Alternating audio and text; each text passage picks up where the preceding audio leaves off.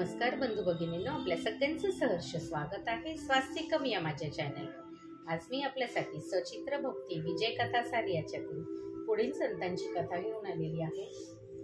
त्याआधी आपण नैवेद्य दाखवूया, नैवेद्य समर्पयामि, नैवेद्य समर्पयामि, नैवेद्य समर्पयामि, नैवेद्य समर्पयामि, नैवेद्य समर्पयामि,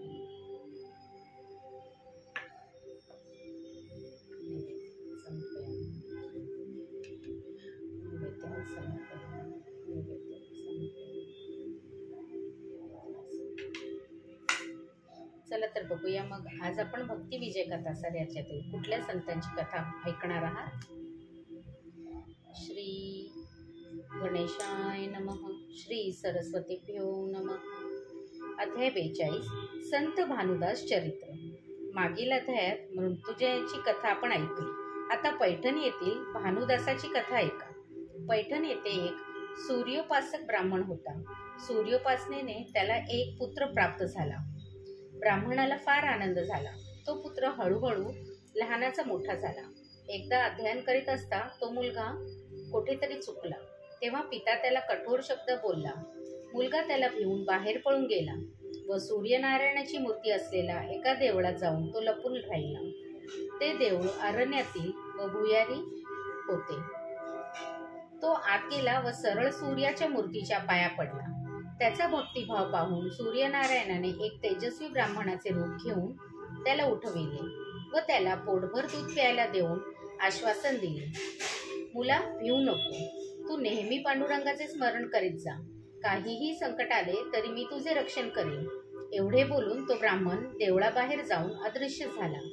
इकडे त्याचे मातपित्रे बाळ कोठे गेला म्हणून चिंता करून त्याचा शोध करू लागले। 7 दिवस झाले तरी तो सापडला नाही। एक ब्राह्मणाचा मुलगा त्या देवळाजवळून जात असता। हा लपून राहिलेला मुलगा अचानक बाहेर आला व त्याला दिसला। लगेच तो देवळात लपून बसला। तो दुसरा ब्राह्मण पुत्र त्याच्या मातापित्रांकडे गेला व तुमचा मुलगा सूर्य मंदिरात मला दिसला असे त्याने सांगितले। तेव्हा ती इतर लोकांना घेऊन तेथे गेली। तेथे त्यांना तो मुलगा सूर्याच्या मूर्तीच्या पायांशी शांतपणे निजलेला आहे असं दिसलं। मुलाला पोटाशी धरून ती आनंदाने रडू लागली। मुलाला लोक विचारू लागले, तू येथे कसा राहिलास, काय खाल्लंस, तुला भीती कशी वाटली नाही? तेव्हा तो म्हणाला, मी सूर्यदेवाजवळ राहिलो। येथे एक तेजस्वी प्रेमळ ब्राह्मण येतो। तो मला पोटभर दूध प्यायला देतो। मला त्याने पांडुरंगाचे नाव घेत राहायला सांगितले आहे, त्यामुळे मला भीती वाटत नाही। बाबांची मला भीती वाटली म्हणून मी पळालो।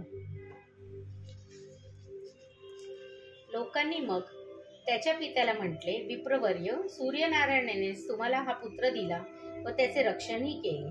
आता यापुढे त्याला रागवू नका। जसे प्राप्तनाथ असते तसेच घडून येते। उगीच काळजी करू नये। याला भानुदासच म्हणा। मग मातपित्रे भानुदास या नावाने मुलाला हाक मारू लागली। त्यानंतर अभ्यासावरून त्याला रागवणे त्यांनी सोडून दिले। योग्य वय होताच त्यांनी त्याचा विवाह करून दिला। पण तो पांडुरंगाच्या भजनात रमलेला असे। काही काळानंतर भानुदासाची मातपित्रे कालवश झाली। तरी त्याचे लक्ष संसारात लागत नव्हते। पोटासाठी काहीच उद्योग करीना, नेहमी देवाचे नाव घेत बसे। त्याची स्थिती पाहून 4-5 पिपरांनी त्याला म्हटले, पोटासाठी तू काहीच करीत नाहीस, विद्याही तुला फारशी येत नाही। आम्ही तुला 100 रुपयांचे कापड देतो। हे विकून जो फायदा होईल त्यावर पुन्हा व्यापार कर आणि 100 रुपये मुद्दल जमेल तेव्हा परत दे। एवढेच सांगून ते थांबले नाही। काही परिचित व्यापाऱ्यांबरोबर त्यांनी त्याला बाजारात पाठविले व त्याला मदत करावी असे त्यांना सुचविले। त्यांनी भानुदासाला बरोबर घेतले व बाजारात आपल्याजवळ बसून कापड विक्रीचे तंत्र शिकविले। त्यांची भाषाही शिकवली। व्यापारात खोटे बोलावे लागते, पण तो खोटे बोलायला तयार होईना।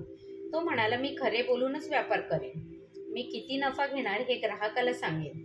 त्याला पटले तर तो कापड घेईल। व्यापारी त्याला वेड्यात काढू लागले, पण त्याने आपला हेका सोडला नाही। तो 2दा बोलतच नसे, योग्य भाव सांगे, त्यात त्याचा नफा किती तेही सांगे। हवे तर घ्या असे म्हणे आणि ग्राहकाची मनधरणी न करता सरळ पांडुरंगाचे नाव घेत बसे। प्रथम ग्राहक त्याच्याकडून परत जाईल, पण हळूहळू लोकांना कळून आले की भानुदास सच्चा माणूस आहे. मग मात्र सर्व ग्राहक त्याच्याकडेच येऊ लागले. इतर व्यापारी आता हातावर हात टाकून त्याच्या दुकानाकडे पाहत बसू लागले. भानुदासाची चाललेली चालली हे पाहून ते त्याचा द्वेष करू लागले, कारण मीमांसा करू लागले व त्याचे अहित कसे होईल याचा विचार करू लागले. आणि तशी संधी त्यांना लवकरच मिळाली. एकदा ते सर्वजण घोड्यावरूनच प्रवासाला निघाले. प्रत्येकाजवळ कापडांचे गट्टे होते. वाटेत एका गावात त्यांनी रात्रीचा मुक्काम केला. आपापली कापडे जवळ ठेवून व आपापले घोडे बांधून ते राहिले. त्या रात्री त्या गावात हरिकीर्तनही होते. त्याची माहिती मिळताच भानुदास इतरांना म्हणाला, माझा घोडा व कापड तेवढे सांभाळाल का? मी मंदिरात कीर्तनाला जातो. ते त्याची टवाळी करून म्हणाले, तुझे सामान सुमान तू सांभाळ. एवढे काय त्या कीर्तनात मिळते? आम्ही काही पाहणार नाही, आम्ही झोपणार आहोत. भानुदास मनात म्हणाला, पांडुरंगा, तूच माझं रक्षण करता आहेस. देवावर श्रद्धा ठेवून तो कीर्तनाला निघून गेला. इकडे रात्री त्याचा घोडा त्यांनी सोडून दिला. त्याचे कापड त्यांनी खोल खड्ड्यात टाकून दिले आणि बरे झाले, कटकट गेली म्हणून एकमेकांना टाळ्या देऊन ते खिदळत आनंद मानू लागले. पण पांडुरंगाला आपल्या भक्ताचे संकट सहन झाले नाही. त्याने ब्राह्मणाचे रूप घेतले व बाजारात भटकत असलेला घोडा धरून ठेवला. ते व्यापारी त्याच्याकडे तळावर रात्री आनंदाने गप्पा मारित होते, तोच त्यांच्यावर सशस्त्र दरोडेखोरांनी धाड घातली. त्यांनी सर्वांचे घोडे व कापड लुटून नेले. तेव्हा सर्वजण मोठमोठ्याने रडू लागले, पण त्यांच्या मदतीला कोणीही धावून आले नाही. तिकडे मंदिरात जेव्हा कीर्तन संपले तेव्हा भानुदास हरिदासाला नमस्कार करून आपल्या मुक्कामाकडे निघाला. तो त्याला वाटेत आपला घोडा धरून कोणीतरी ब्राह्मण भर चौकात बसला आहे असे दिसले. त्याला आश्चर्य वाटले. त्याला पाहताच घोडा खिंकाला. मग तर त्याची खात्रीच झाली. जर पुढे जातो तो घोडा फुरफुरू कर लागला, पण अगदी जवळ जायच्या आतच तो ब्राह्मण एकदम अदृश्य झाला. भानुदास थक्क झाला. हा काय चमत्कार आहे? यावर विचार करीत घोडा घेऊन तो मुक्कामावर आला.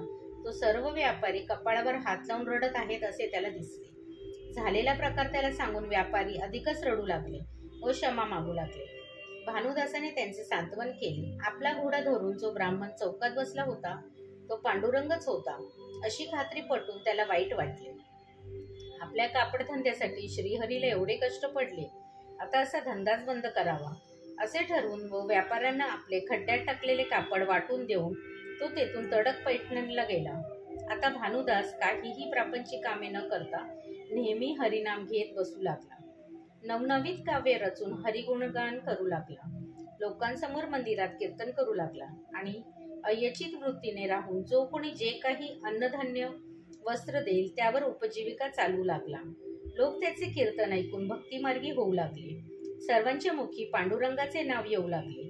आषाढी कार्तिकीला भानुदास लोकांसह पंढरीची वारी करू लागला. श्री विठ्ठल रखमाई पर्णमस्तु. शुभम भवतु, शुभम भवतु, शुभम भवतु. विठ्ठल विठ्ठल जय हरी विठ्ठल. विठ्ठल विठ्ठल जय हरी विठ्ठल.